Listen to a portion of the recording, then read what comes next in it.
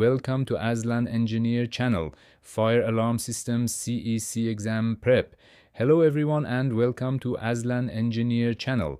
We are here to help you pass your Canadian Electrical Code and Red Seal exams easily and confidently. Today's episode is about Section 32, Fire Alarm Systems and Fire Pumps from the Canadian Electrical Code 2024. In this lesson, we'll focus only on the important exam points and the highlighted areas that are frequently tested. Rule 32-100, Fire Alarm Conductors and Cables, Important Exam. Point for stranded conductors: the strands must be bunch connected or terminated in compression connectors. This is a common exam question. Minimum conductor sizes. Remember these numbers: 16 AWG for individual insulated conductors in raceways, 19 American wire gauge for individual insulated conductors laid in raceways, 19 American wire gauge for assemblies of 2 or more conductors, 22 AWG for assemblies of 4 or more conductors. Pay attention to these conductor sizes because exam questions often ask for the minimum size permitted. Rule 32-102, Wiring Method. For buildings of combustible construction, fire alarm wiring is permitted to use non-metallic sheathed cable, fire alarm and signal cable, totally enclosed non-metallic raceways. Exam keyword: combustible construction. When you see this phrase in a question, think about the special wiring methods permitted. Rule 32-306, disconnecting means and overcurrent protection for fire pumps. One very important exam point: the fire pump overcurrent device must be set or rated to carry the locked rotor current indefinitely. This means the protection device must not trip during motor starting. The fire pump must continue operating during emergency conditions. Remember, fire pumps prioritize reliability over normal overload protection.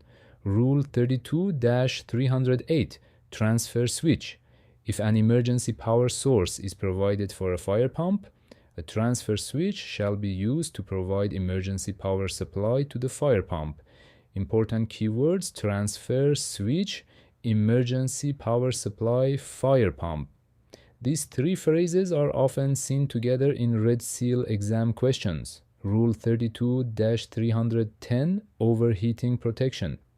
This is one of the most important highlighted sections. A fire pump shall not require overload or overheating protection. However, short circuit and ground fault protection are still permitted. Many students make mistakes here.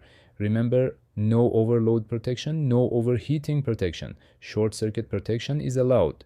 Ground fault protection may be provided according to code requirements. Quick review. Remember these exam facts: stranded conductors are bunch connected. Buildings of combustible construction have special wiring permissions.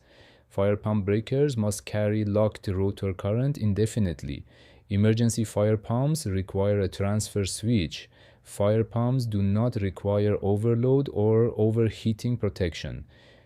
If you're enjoying these Canadian Electrical Code lessons, please like, subscribe, and turn on the notification bell to support the channel. For daily practice questions similar to the Red Seal and CEC exams, visit teslaexam.com. Use the website's educational materials and practice questions to strengthen your understanding every day.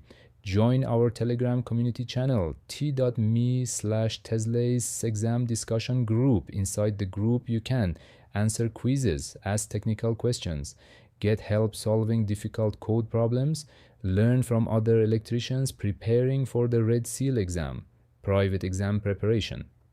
If you'd like one-on-one preparation, send me a direct message on Telegram. Private preparation courses can help you. Become familiar with commonly repeated Red Seal questions. Improve your codebook navigation skills. Build confidence before the exam. Thank you for listening to AslanEngineer Channel, and I'll see you in the next CEC Exam Prep podcast. Stay safe, keep studying, and good luck on your Red Seal journey.